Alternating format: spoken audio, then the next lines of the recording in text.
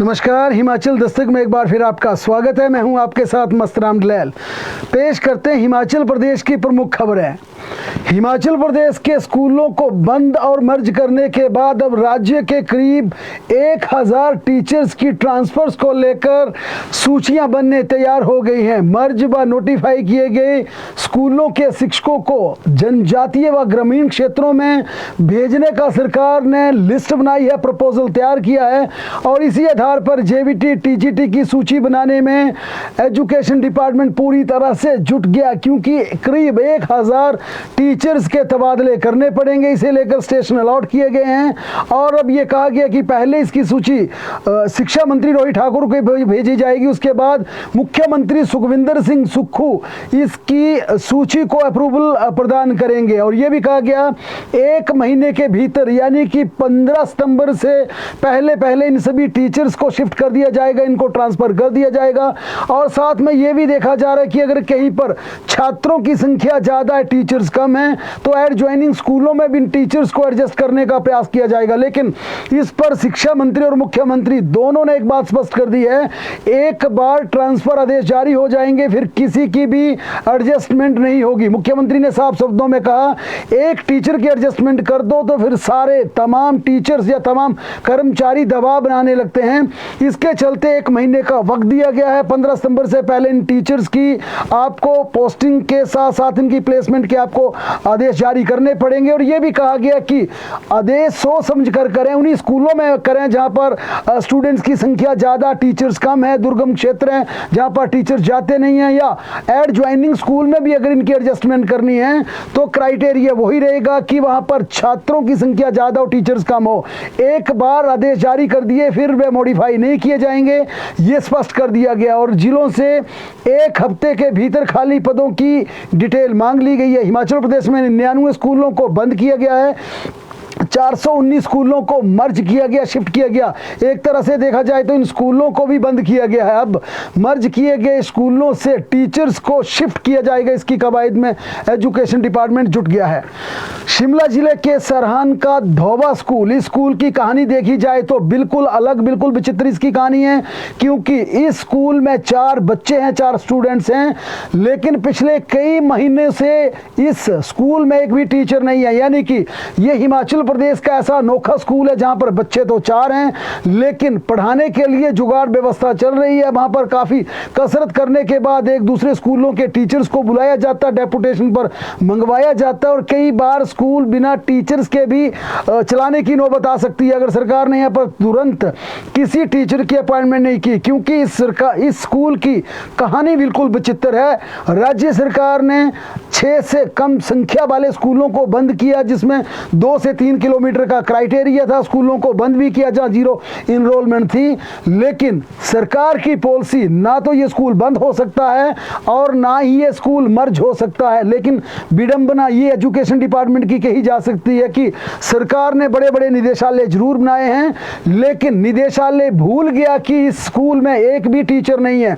यहां पर देखा जाए तो जेबीटी की जरूर अब सूची बनने तैयार हो गई है, लेकिन इस पूरे मुद्दे को लेकर असरा स्कूल के टीचर, आसपास के लोग, वहां के एसएमसी आज सचिवालय पहुंचे। मुख्यमंत्री सुखविंदर सिंह सुक्खू और शिक्षा मंत्री से डिमांड की कि स्कूल में तुरंत प्रभाव से टीचर अपॉइंट किया जाए, ताकि कम से कम 4 बच्चों की पढ़ाई प्रभावित ना हो, क्योंकि स्कूल को ना बंद किया जा सकता है, ना मर्ज किया जा सकता है, ना स्कूल के बच्चों को दूसरी जगह शिफ्ट किया जा सकता है, क्योंकि टोपोग्राफी वहां की बिल्कुल डिफरेंट है। दूसरा स्कूल काफी दूर है, छोटे बच्चे जा नहीं सकते हैं। इसके चलते ये डिमांड की गई है कि जल्द वहां पर जेबीटी की अपॉइंटमेंट की जाए, जेबीटी की नियुक्ति की जाए। हिमाचल प्रदेश में जेबीटी बैच वाइज की नियुक्ति की फाइल आज मुख्यमंत्री को भेज दी गई है। पोस्टिंग ऑर्डर के साथ बाकायदा स्टेशन दिए गए हैं, किन स्कूलों में कौन जेबीटी जाएगा, नया अध्यापक जाएगा, इसकी बाकायदा पोस्टिंग के ऑर्डर भी कर दिए हैं और इस पूरी सूची को शिक्षा मंत्री की अप्रूवल मिल गई है और अब मुख्यमंत्री सुखविंदर सिंह सुक्खू को अप्रूवल के लिए भेज दिया। यानी कि मुख्यमंत्री शिक्षा मंत्री और शिक्षा सचिव के साथ बैठकर डिस्कस करेंगे कि किन किन स्कूलों में इन तमाम बैच वाइज जेबीटी एलपीटी की आपने पोस्टिंग के ऑर्डर किए हैं, किन्हें कौन कौन सा स्टेशन अलॉट किया है। मुख्यमंत्री की स्वीकृति मिलने के तुरंत बाद इसके अपॉइंटमेंट लेटर जारी हो जाएंगे। शिक्षा मंत्री रोहित ठाकुर ने कहा कि उन्होंने इस सूची को, उन्होंने इस अपॉइंटमेंट सूची को, जो तमाम इनकी पोस्टिंग के ऑर्डर आए थे, इसे अप्रूवल प्रदान कर दिया और आज प्रयास किया जा रहा है कि देर शाम तक मुख्यमंत्री से अप्रूवल ले ली जाए। उन्होंने ये कहा कि चीफ मिनिस्टर की हरी झंडी मिलते ही तुरंत अपॉइंटमेंट लेटर इनको जारी कर दिए जाएंगे। टीजीटी को लेकर भी, क्योंकि हिमाचल प्रदेश के अभी भी कुछ टीजीटी ऐसे हैं जिनको निर्धारित समय ज्वाइनिंग के लिए दिया गया था, लेकिन अभी भी कुछ टीजीटी ने अपनी ज्वाइनिंग नहीं दी है। उस पर आज ये कड़े आदेश सरकार ने निदेशालय को जारी कर दिया, आशीष कोहली को, कि आप वेटिंग सूची, प्रतीक्षा सूची में बैठे टीजीटी को बैच वाइज आप नियुक्ति प्रदान कर दें, ताकि कम से कम जो सरकार का एक मोटिव था हिमाचल प्रदेश के स्कूलों में नियुक्ति का, वो पूरा हो सके।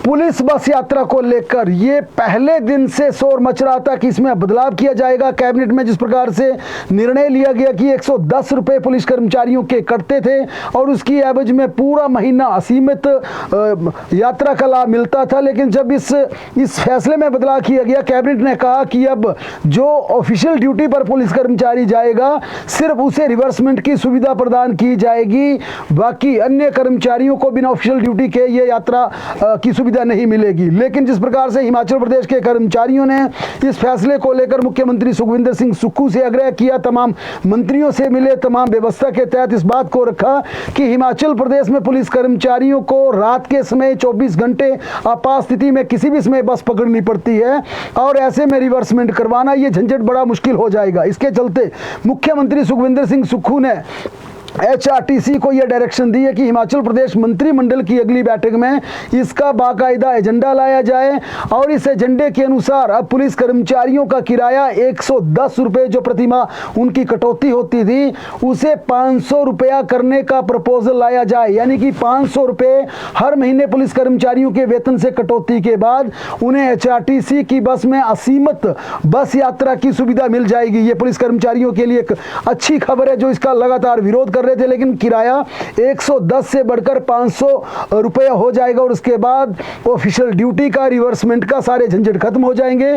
पहले की तरह हिमाचल प्रदेश पुलिस कर्मचारी, सचिवालय के सुरक्षा कर्मचारी, इन तमाम जिन्हें यह सुविधा दी गई थी या फिर जेल कर्मचारी थे, उन्हें यह सुविधा पहले की तरह मिलती रहेगी, लेकिन वेतन से कटौती 110 रुपये की बजाय 500 रुपये प्रति माह होगी। हिमाचल प्रदेश में फ्री बिजली सुविधा की बात की जाए तो यह फैसला कैसे एग्जीक्यूट किया जाए, कैसे धरातल पर लागू किया जाए, इसे लेकर मुख्यमंत्री सुखविंदर सिंह सुक्खू ने आज इंटरनल मीटिंग अफसरों की बुलाई थी। बिजली बोर्ड के तमाम अधिकारी बुलाए थे और इस इंटरनल मीटिंग में मुख्यमंत्री ने जानना चाहा कि जो हमने जिस प्रकार से फ्री बिजली पर कैबिनेट का फैसला हुआ,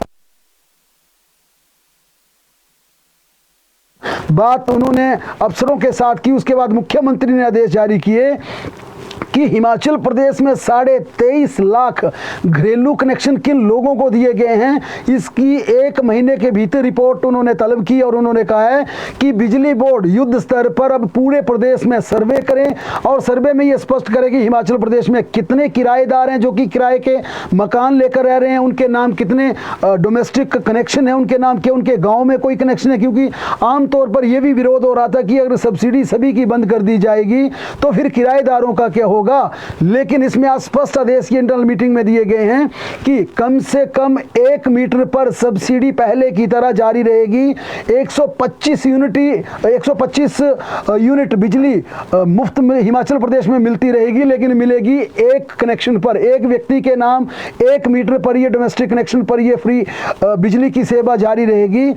और अगर कोई किराएदार, अगर उसका कोई गांव में अपने नाम कनेक्शन नहीं होगा तो उसे भी किराए के मकान में ये सब्सिडी मिलेगी। यानी स्पष्ट कर दिया गया है किराएदार को अपनी बिलिंग देनी होगी कि वह अपना, अगर उसका गांव में या शहर में उसका कहीं भी अगर अपने नाम का बिजली का मीटर है, उस पर सब्सिडी लेना चाहता है या जिस किराए के घर में वह रह रहा है उसमें सब्सिडी मिलेगी। इतना सरकार ने आज डायरेक्शन दे दी अपनी इंटरनल मीटिंग में कि 1 मीटर पर, एक डोमेस्टिक मीटर पर हम 125 फ्री यूनिट बिजली जो हिमाचल प्रदेश के तमाम घरेलू उपभोक्ताओं को जारी रखेंगे। और यह भी कहा गया कि 1 महीने में बिजली बोर्ड ये पूरा सर्वे करके बताएगा कि हिमाचल प्रदेश में किस व्यक्ति के नाम से कितने कनेक्शन हैं, वहाँ पर कंजम्पशन कितनी है, लोड कितना जाता है, कितना खर्च आता है, ताकि कम से कम स्पष्टता से फिर ये फैसला हो सके कि किस किस मीटर पर, 1 मीटर पर कौन सा मीटर होगा, शहर का होगा, गांव का होगा, किराए का होगा। लेकिन इतना सरकार ने स्पष्ट कर दिया कि एक बिजली के मीटर पर, डोमेस्टिक कनेक्शन पर 125 यूनिट बिजली हिमाचल प्रदेश में मुफ्त जारी रहेगी। और इस प्रक्रिया को लेकर भी जो आगे सरकार ने नोटिफाई करना, यानी कि किसी के नाम अगर 5-6 मीटर है तो सिर्फ एक पर अगर वहाँ पर फ्री बिजली की सुविधा मिलनी है, 5 का अगर पूरा चार्ज होना है, तो इसके लिए भी कम से कम अगले 3-4 महीने का वक्त लग सकता है। यानी कि फैसला सरकार ने जो कैबिनेट में लिया था उसमें बड़े स्तर पर बदलाव भी होगा। बदलाव के बाद इसे लागू करने के लिए कम से कम अगले 3-4 महीने का वक्त लग जाएगा। ये तमाम हिमाचल प्रदेश के उपभोक्ताओं के लिए अच्छी खबर है कि जो व्यवस्था चली आ रही है कम से कम ये माना जा रहा है कि नवंबर-दिसंबर तक जारी रहेगी। लेकिन बिजली बोर्ड के लिए जरूर एक संकट वाली बात है, टेंशन वाली बात है कि उन्हें कम से कम जो उन्हें घाटे से उबारने का प्रयास किया जा रहा था वो जस का तस रहेगा।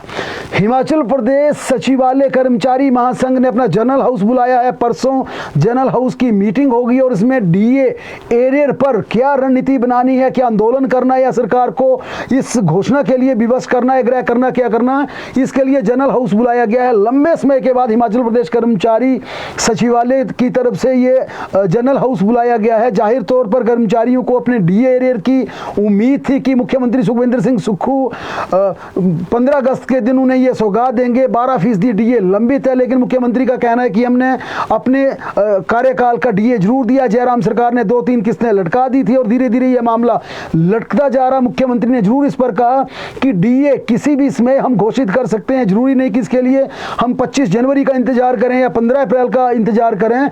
हम किसी भी समय हिमाचल प्रदेश के कर्मचारियों को डीए और एरियर दे सकते हैं। लेकिन कर्मचारी अब धीरे धीरे इस मुद्दे को लेकर आक्रोशित होने लगे हैं। इसके चलते ही अब मोर्चा खोलने का ऐलान कर दिया है। 21 अगस्त के बाद यहां पर मोर्चा खुल सकता है और इसका वन विभाग कर्मचारी महासंघ ने भी समर्थन करने का ऐलान किया है। आज वन विभाग के कर्मचारी यूनियन की तरफ से भी इस पर कहा गया कि अब आर पार की लड़ाई लड़ने को हिमाचल प्रदेश के कर्मचारी मजबूर हो गए हैं, उन्हें उनका हक नहीं मिल रहा है और इसके लिए साझा मंच बनाकर खिलाफत की जाएगी, सरकार के खिलाफ लड़ाई लड़ी जाएगी। शिमला में आज पत्रकार वार्ता पर वन विभाग कर्मचारी महासंघ के अध्यक्ष प्रकाश बादल ने कहा कि सरकार कर्मचारियों को बताए कि उनका डीए एरियर क्यों नहीं दिया जा रहा है। सरकार श्वेत पत्र जारी करके पैसों का हिसाब बताए। कर्मचारियों के नाम पर उन्होंने कहा कि कर्मचारियों के नाम पर सरकार कर्ज ले रही है, लेकिन कर्मचारियों के लंबित वित्तीय देनदारियों का भुगतान तब भी नहीं किया जा रहा है। प्रकाश बादल ने कहा कि अब स्पष्ट करना होगा वित्त विभाग को कि जो कर्जा लिया जा रहा है, कर्मचारियों के नाम से जो पैसा उठाया जा रहा है, आखिरकार वह पैसा कहां जा रहा है। उन्होंने कहा सेक्शन बजट के बिल पास नहीं किए जा रहे हैं, मजबूरन कर्मचारियों को आंदोलन की राह चुननी पड़ेगी, आंदोलन पर निकलना पड़ेगा। उन्होंने यह भी कहा कि हिमाचल प्रदेश में नई भर्तियां नहीं हो रही हैं, रिटायर्ड लोगों को फिर से नियुक्तियां दी जा रही हैं, उन्हें सेवा विस्तार दिया जा रहा है। वन विभाग के कर्मचारी गर्मी के मौसम में बड़ा नुकसान हुआ था और पूरे के पूरे जंगल तबाह हो गए थे। वन विभाग के पास लगभग 300 फॉरेस्ट गार्ड फील्ड का काम छोड़कर दफ्तरों में क्लर्क का काम कर रहे हैं। प्रकाश बादल ने कहा कि इस तरह से 150 के आसपास रेंज ऑफिसर भी दफ्तरों में लगा दिए गए हैं, जबकि उनका फील्ड का काम है। उधर state electricity board employees union ने भी आज बैठक कर पूरा गुस्सा उन्होंने बिजली बोर्ड प्रबंधन के खिलाफ निकाला और बिजली बोर्ड की बेहद खराब वित्तीय स्थिति पर चिंता भी जताई, जिसके चलते उन्होंने इसके सीधे तौर पर दोषी बिजली बोर्ड प्रबंधन को माना है। इन कर्मचारियों का कहना था कि बिजली बोर्ड जैसी बड़ी संस्था को सरकार पिछले 1.5 साल से एडहोक प्रबंधन पर चला रही है। डीके शर्मा अध्यक्ष हैं, उन्होंने कहा कि लंबे समय से अस्थायी प्रबंधन की वजह से बोर्ड की वित्तीय स्थिति खराब हो गई है। जिन अधिकारियों को बोर्ड का अतिरिक्त कार्यभार सौंपा गया, उन्होंने 1.5 साल से राज्य के ऊर्जा क्षेत्र को प्रयोगशाला बनाकर रख दिया, एक्सपेरिमेंट का इसे पूरी तरह से लैब बनाकर रख दिया गया, जिसका खामियाजा बिजली बोर्ड के साथ कर्मचारियों व पेंशनर्स को भुगतना पड़ रहा है।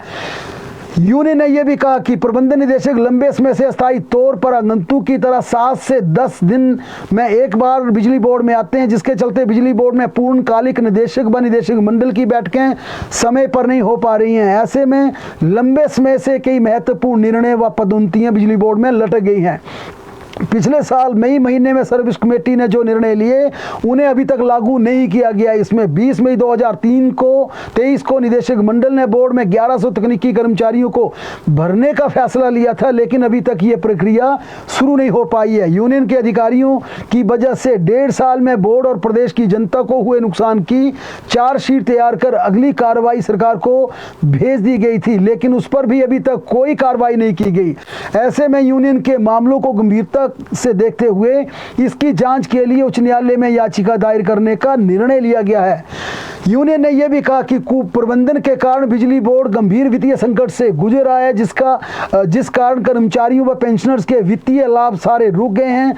स्थिति यह है कि पिछले 1 साल से कर्मचारियों की रिटायरमेंट पर अर्जित अवकाश व ग्रेच्युटी की अदायगी नहीं हो पा रही है। आज बिजली बोर्ड कर्मचारियों के अभाव से जूझ रहा है। तकनीकी कर्मचारियों को 48 से 50 घंटे ड्यूटी देनी पड़ रही है, जिस कारण प्रतिवर्ष 30 से 45 कर्मचारी हादसे का शिकार हो रहे हैं। यूनियन ने कहा कि इस कुप्रबंधन की वजह से बिजली बोर्ड कर्मचारियों का धैर्य अब टूट रहा है और यहां आंदोलन की नौबत आ गई है। उधर अर्की के फायर ऑफिसर मनसाराम को राष्ट्रपति अवार्ड के लिए नामित किया गया है। अपने 27 साल के कैरियर में मनसाराम ने अग्निशमन विभाग में अपनी सेवाओं के दौरान साहस व निष्ठा का अदम्य परिचय दिया।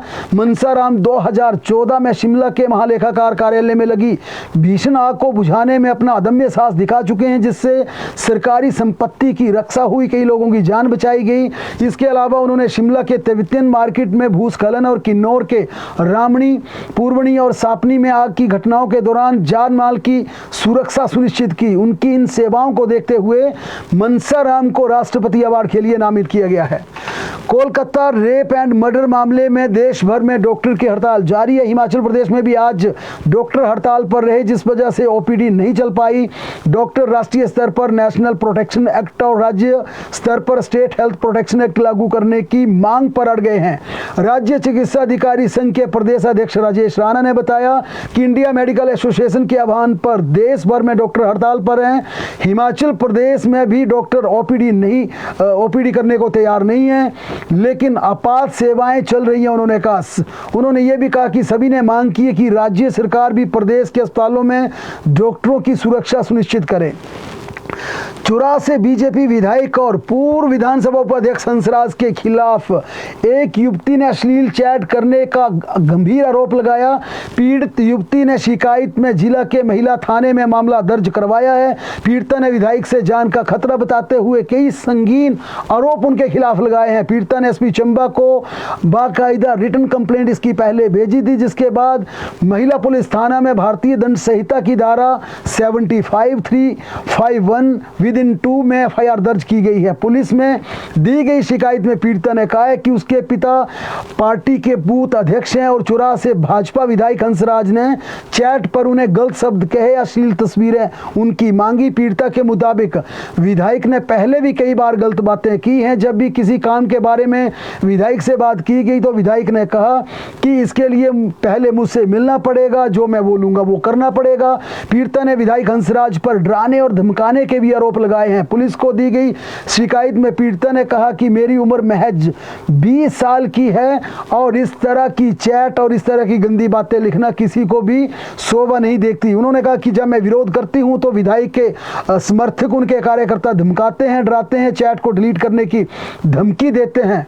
लेकिन इस पूरे मामले पर जो सबसे बड़ी चौंकाने वाली बात यह है कि यह शिकायत पुरानी है, एफआईआर दर्ज 9 अगस्त को होती है, लेकिन इसकी एफआईआर की कॉपी आज सोशल मीडिया पर जबरदस्त तरीके से वायरल हो रही है। कई चैनल के माध्यम से, कई व्हाट्सएप ग्रुप के माध्यम से व्हाट्सएप कॉपी इसकी तेजी के साथ वायरल हो रही है। इस पूरे मामले पर विधायक हंसराज ने कहा कि ये मेरे खिलाफ कुछ चुनिंदा लोग साजिश रच रहे हैं और आज से नहीं, मैं लगातार जीत रहा हूं। जब पहली बार जीता तो उनको लगा कि नया लड़का जीत कर आ गया, उसके बाद जब दूसरा चुनाव जीता तो मेरे खिलाफ क्या किया जाए, इस तरह की मेरे खिलाफ गलत हथकंडे अपनाए जाने लगे। उन्होंने कहा जब तीसरी बार लगातार जीत कर आया तो जो कुछ सिलेक्टेड यानी कुछ जो चुनिंदा लोग हैं जो हमेशा उनके खिलाफ कंस्पिरेसी करते हैं, षड्यंत्र रचते हैं, उन्होंने अब इस तरह से डिफेम करने का प्रयास कर दिया, उन्हें बदनाम करने का प्रयास कर दिया और उन्होंने कहा ये पहली बार नहीं हुआ है, मेरे खिलाफ इस तरह की साजिशें, इस तरह के षड्यंत्र पहले भी रचे गए हैं और हर बार मैं पाक साफ निकलता हूं। हंसराज ने कहा मुझे न्याय व्यवस्था पर पूरा भरोसा है, सत्यमेव जयते, सत्य की जीत होगी। बहरहाल इस पूरे मामले को लेकर अब सोशल मीडिया पर एक नई जंग छिड़ी है।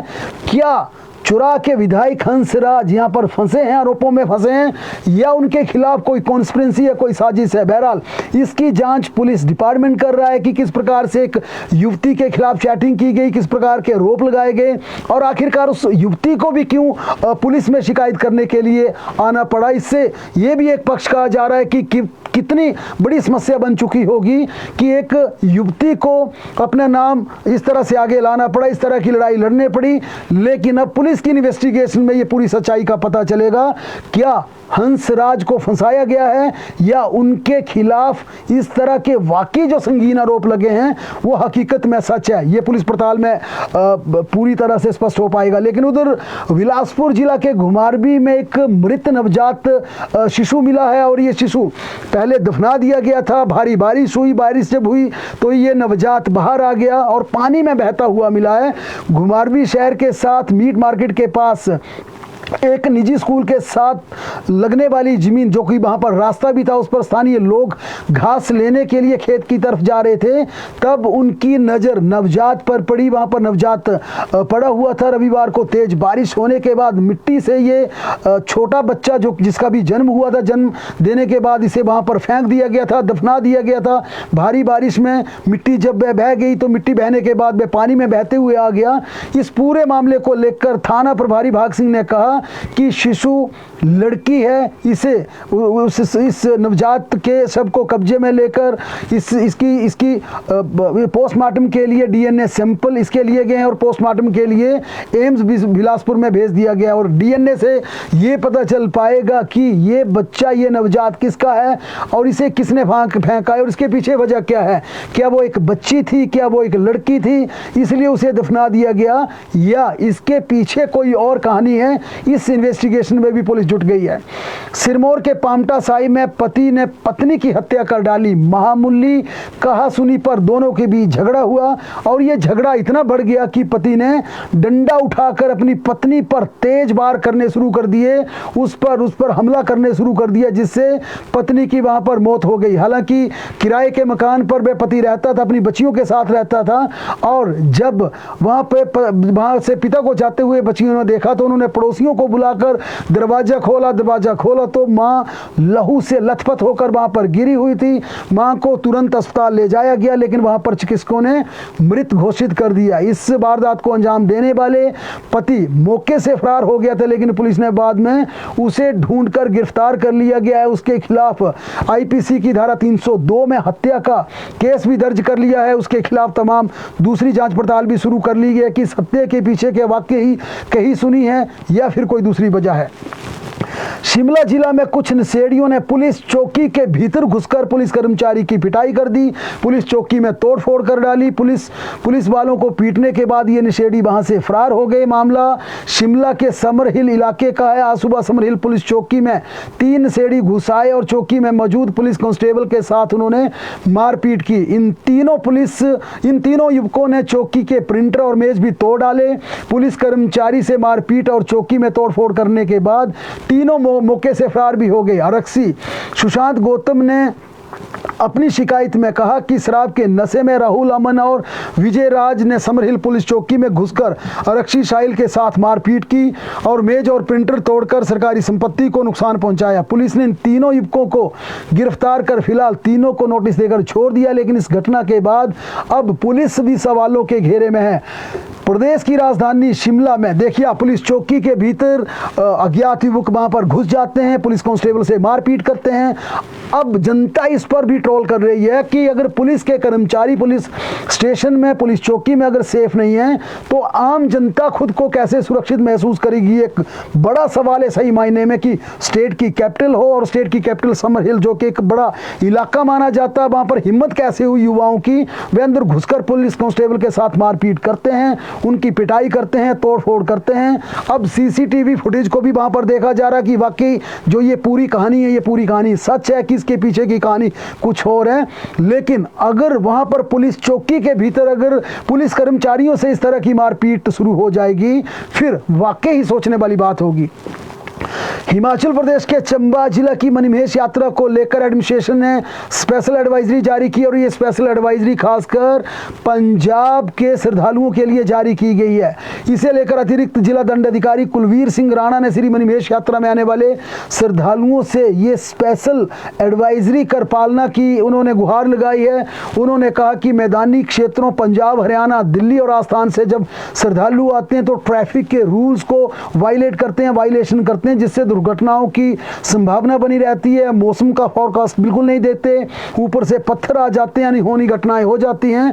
इसके चलते उन्होंने कहा कि पहाड़ी क्षेत्र में कम से कम हॉर्न न बजाएं, हॉर्न का कम प्रयोग करें, धैर्य से ड्राइविंग करें और जो भी आपके साथ ड्राइवर हो उसको एक बात जरूर बोलें कि पेशेंस के साथ ड्राइविंग करें और साथ में अगर खराब मौसम हो तो यात्रा को वहीं पे रोक दें, खराब यात्रा के दौरान अपनी यात्रा को स्थगित कर दें। इस साल 26 अगस्त से 11 सितंबर तक इस मणिमहेश यात्रा का आयोजन किया जाएगा।